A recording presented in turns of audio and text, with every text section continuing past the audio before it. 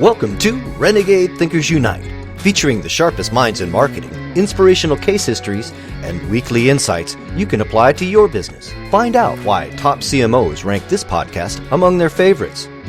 Now, here's your host, Chief Marketing Renegade, Drew Nizer.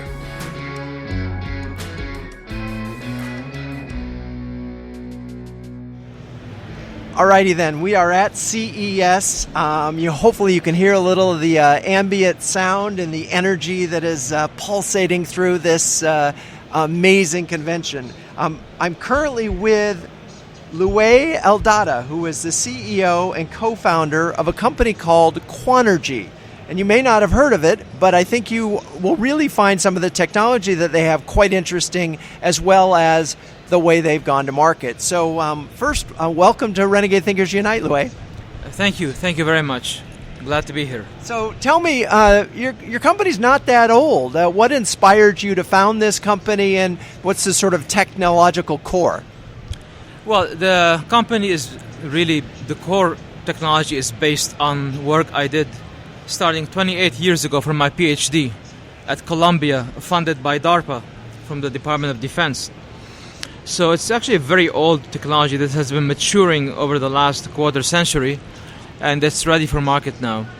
And at the core of it is the LiDAR, which is the eyes of the machine. A LiDAR is a laser-based sensor that sees with high accuracy, high resolution, long range, all around it, and does object tracking and classification. Okay, so LiDAR, I love the expression, eyes of the machine. It allows machines to see things. And a number of the machines that you have here on display include the promise of a flying car. Yes. That Toyota says they're going to have for the 2020 Olympics. Mm-hmm. What is the technology that you're bringing to that, and what are some of the challenges for getting that car off the ground, so to speak? We're bringing accurate navigation. As you can imagine, a flying car that carries the Olympic torch and lights the Olympic cauldron in the Olympic Stadium in the opening ceremony of the 2020 Tokyo Olympics has to be very precise. You don't want that to not go well. So they need the most precise piece of equipment, and our laser-based LiDAR is the most accurate sensor that they can use. That's really interesting. Well, and that ought to be a pretty profound marketing moment for your organization as well. Indeed, we're very, very excited about it, yes. And now, your technology probably works already. Yes. So it's the car, the flying car, that is the challenge. Yeah. What do you this is a case where you're sort of completely dependent on your partner. You're just sort of here holding your breath? Yeah, well, essentially, the employees of Cartivator, the company building the vehicle, are all Toyota employees who do this on the side. So you get Toyota quality, Toyota knowledge, and we are confident that they will be able to build a car. In this case, it has to fly, but it's combining car technology with drone technology, and drone technology is so mature these days. It is, and there are drones everywhere at CES. And I, as a baby boomer American, am a Jetsons boy. I grew up with Elroy, thinking I was Elroy, wanting to be Elroy, and it's just hard to believe that we don't have flying cars yet. Actually, I strongly believe we're going to see flying cars before we see fully autonomous vehicles on the road. Fully autonomous vehicles, meaning level 5 autonomy cars on the road, are a lot more difficult than flying cars. They have to deal with chaos, they have to deal with pedestrians, people on the road, pedestrians that might cross the street where they're not supposed to, cars that might run a red light, and so on.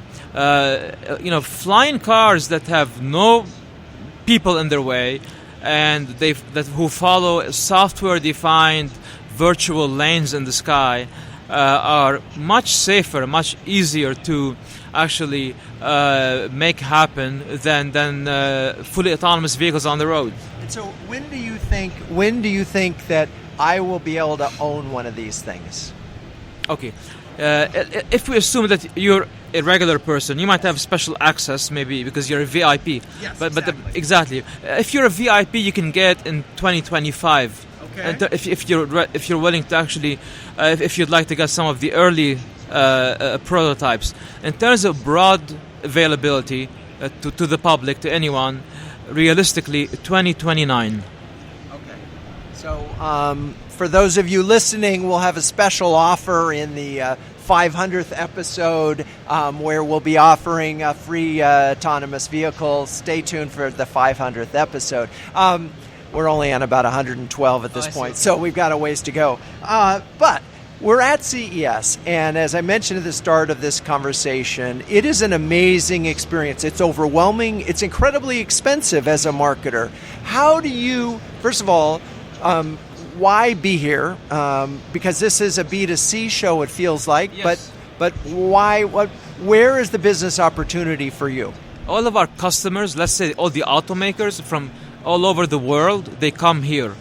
Top executives from all of our customers come to CES to look at what's available, what kind of new technology is available for their vehicles, their systems, their machines. So this is the place to be, to actually be seen by the decision makers. Yeah, so and that makes sense, and it's in some ways it's cheaper because everybody's here, absolutely. Right? And so it may cost a lot for the booth, but all the people that you want to target are here. So how do you make sure that the people that you want to see don't actually come and visit? How do you get them to your booth? What are some of the tricks that you have used to get people here? Well, we work all year round to generate the interest and get our contacts at key customers to sell the idea to their executives, to get actually the decision makers to show up, and they all do because we have a unique technology. We are the leaders in LiDAR. The LiDAR is the most capable sensor that you can have in every aspect in terms of range, resolution, ability to see in all kinds of weather conditions and so on. So it's the relationships that we build throughout the year culminate in meeting the executives here at CES. So when we talk a little bit about the technologies, we talked about the car. I couldn't help but notice it's a bit very topical right now. The virtual border wall and that idea, and using LiDAR. Yep. I saw the video that you all produced. We'll link to it in the show notes. Tell a little bit. I mean, there's it seems like it's a really smart and probably a lot more cost-effective way of protecting the border than say some other proposals. It is. It's more effective and lower cost, and you don't have a physical barrier that really disturbs the environment.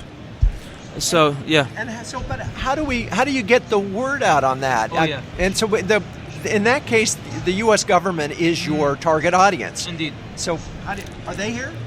We talk to the U.S. government.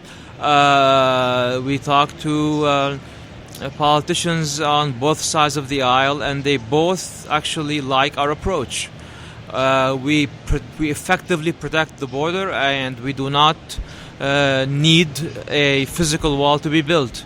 It's really, it solves the problem without creating one. And it feels so forward-thinking. We know walls through history have all fallen. And virtual wall, the nice thing is you can probably have a software upgrade every 6 months. Absolutely. You can have software upgrades. Also, I mean, let's keep in mind that walls might have worked in medieval times somewhat. Today, with a $20 drone, you can fly over it. A $20 drone could probably carry, $1 million worth of narcotics. So it's not effective. It's simply not effective. Whether it's 10 or 30 feet tall, all of that is effectively zero for a drone. People use T-shirt launchers to actually launch bags of narcotics across the border. A physical wall is not effective. A LiDAR that senses and creates a dome of protection, anything that pierces that dome, you pick up. That's what you need. Well, I'm with you on that, and it speaks to a real challenge, though, from both a sales and a marketing standpoint. At some point, you need to be able to demonstrate this and pilot it and put it out there. And you did. We did. Since August 2017, we have had an installation in Del Rio on the Rio Grande in Texas. And it has been running non-stop since. We have shown it to politicians, Republicans and Democrats. Everyone likes it. They get it, especially when they see it. The pilot we had so far was on a private land, and what we are building right now as we speak is a larger scale pilot that's actually being built with CBP, and it's going to actually connect to their systems, and it allows you to dispatch actually a border patrol agent if there's an intrusion. So we've talked a lot about the technology and some of the applications of it. Let's zero in. As a CEO and founder of a company, when you think of marketing, what role do you expect it to play in your organization? Well, we expect marketing to clearly define the market need, not necessarily the solution. We worry about how to solve the problem. I want to understand the problem, because border security is a great example. If the goal is to basically prohibit people who are not allowed to cross the border from crossing it, let us solve that without telling us to build a physical wall, or because listen, we're in the United States of America. We have Silicon Valley. We have the center of innovation on planet Earth. Let's use it. All of our products are made in the USA. Actually, our factory is in Silicon Valley. Why not use our products in our country to solve our problems? I love that sentiment. All right, I'm gonna push a little bit more. Yep. Do you have a head of marketing at your organization? Indeed, of course. Okay, and how do you evaluate that individual's performance? Yeah, well, they identify market needs, but they also have to prioritize, and they have to manage the funnel. So I evaluate them on their ability to do all of the above efficiently and effectively. And one of the classic sort of situations between CMO and CEO is that the CMO speaks brand and leads, and the CEO speaks EBITDA and right and return on investment and so forth. How as the CEO, how deep do you get into the metrics, and what metrics do you care about? Versus, do you think your CMO and you have the same sort of philosophical approach to metrics? I would push that a bit further. I tell my employees, every single one of us is a marketing person. Every employee who represents the company is marketing the company. Anything any of our employees says about the company represents the company. It should have marketing value and should generate excitement about our products. So in terms of marketing, if you look at the things that you've done, is there one thing that you say, that of the marketing programs that we've done, this was really effective, and I want to do more of that? Well, we do smart machines and smart systems. In autonomous vehicles, that's relatively easy because the space is well known, and it's well known that the primary sensor for an autonomous vehicle has to be a LiDAR, so we don't have to convince anyone of that. In all other areas, we actually are the only LiDAR manufacturer who's focused on really dozens of industries, not just autonomous vehicles. As I mentioned, I've done this for the last 28 years, and we understand the capability. We're not one of those companies who jumped on the bandwagon when autonomous vehicle space became hot. So with that, understanding the capability, much like the way Steve Jobs would say, let me tell you what you need. So we're doing that outside autonomous vehicles. We're telling everyone in border security, industrial automation, 3D mapping, robots, drones. We're telling them, let us tell you what you need. Let us show you what you need, and we let them watch it, observe it, see it, experience it, and then it sells itself at that point. It's really interesting. I happen to be halfway through the Jobs, Isaacson's biography of Jobs, and he's such an interesting character because I would never have wanted to work for him. I couldn't have worked for him. Most people I know wouldn't work for him.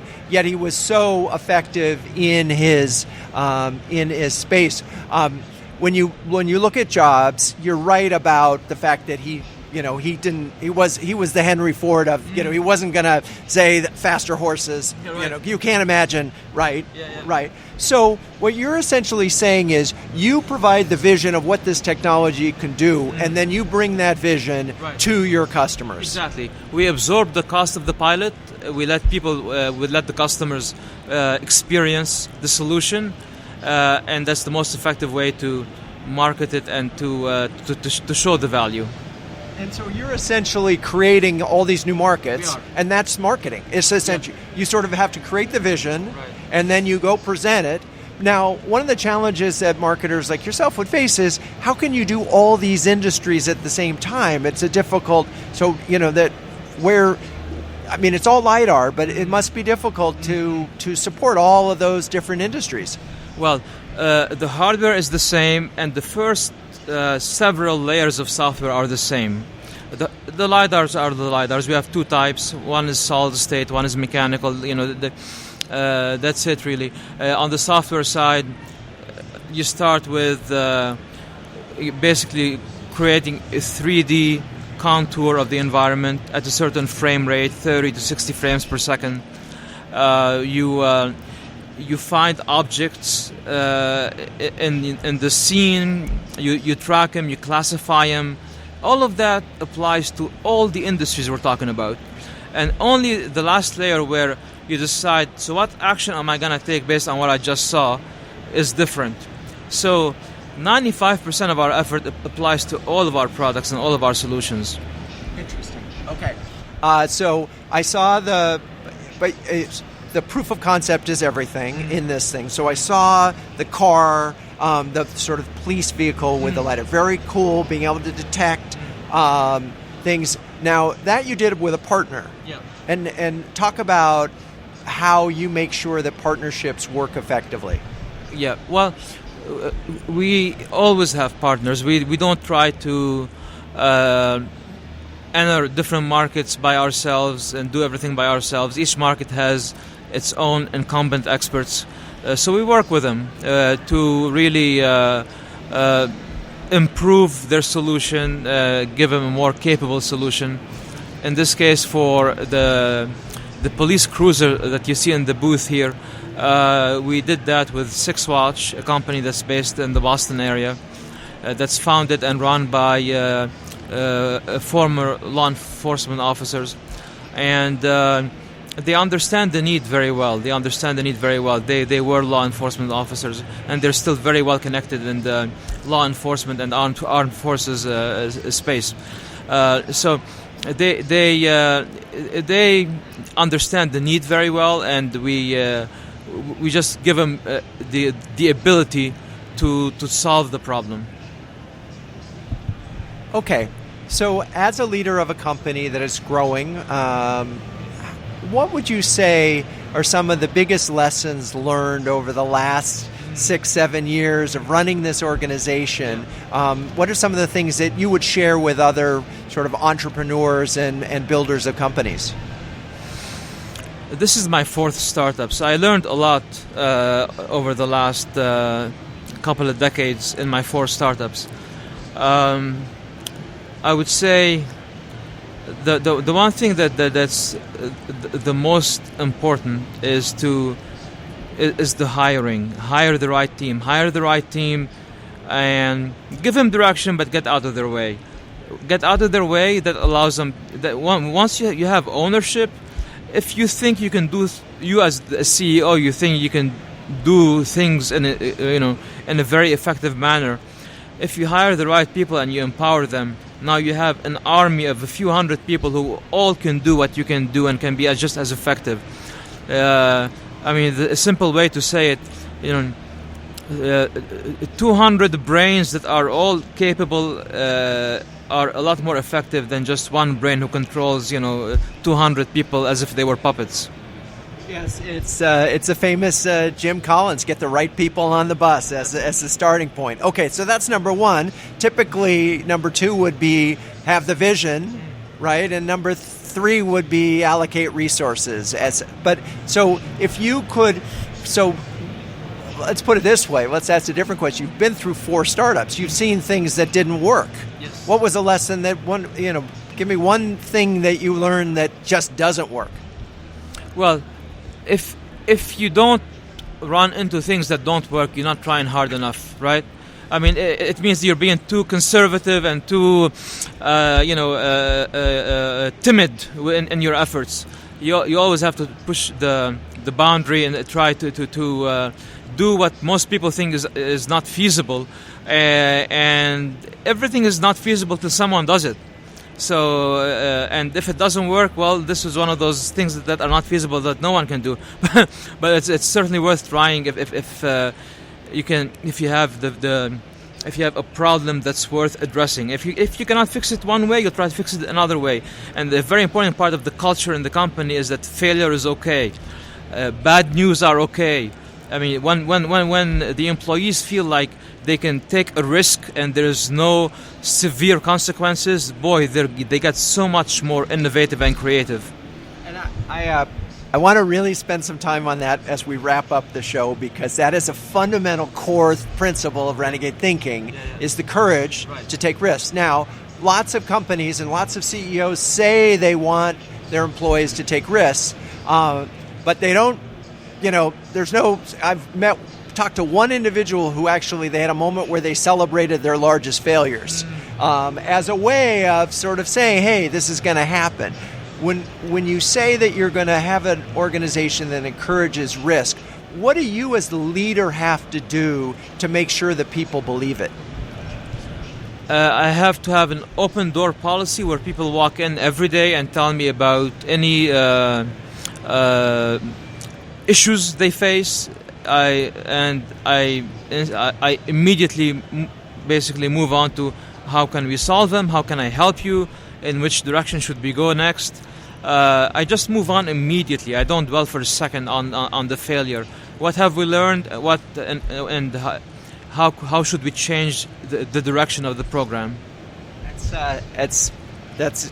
just like it's in sports. You drop the ball, you get back in the huddle, and you go and pick it up again. Okay, so is there a risk? What's the biggest risk that you've taken in the last few years or in your career that was either really worked out well or surprised you in terms of the result? Well, here's the thing. Maybe I'm not going to answer this question in particular immediately. Let me just say, the core team I have at Quanergy has been with me through my 4 startups. That speaks a lot, and those people are very traditionally conservative people. I've been encouraging them to take risk. And it's only because they saw me in action and they indeed saw through experience that when they fail and when there's an issue, I take it so well. If anything, they get rewarded for honesty and being straightforward and direct and immediate in their communication. And that's why they stick with me, because they know that I believe in how capable and how smart they are. And the fact that they failed means nothing. And I take care of them. I take care of their families. I know their names, the names of their spouses, the names of all their kids. I'm the godfather for many of their kids. I mean, it's a big family, and it's a culture you build where everyone is comfortable telling you anything and everything immediately when it happens. It's the only way you can solve problems as soon as possible. Well, that really speaks volumes about you and who you are, that the same team would follow you into battle 4 times. And across the country, we used to work together in the Boston area, then in the Austin, Texas area, and now in Silicon Valley. The same team moved their families with me. Wow. Well, that just speaks to the trust that you built. Indeed, I mean, trust is everything. Trust is everything, really. I mean, it's the foundation of healthy relationships. Well, I think with that, I trust you have lots of other things to do to go sell some of this LiDAR technology. I want to emphasize that this is extraordinary technology that is here. When you start talking about flying cars and virtual walls and mobile vehicles that can sort of scan and help police, you're in a world that is it is quite futuristic. So congratulations on your success, and thanks for being on the show. My pleasure. Thank you very much.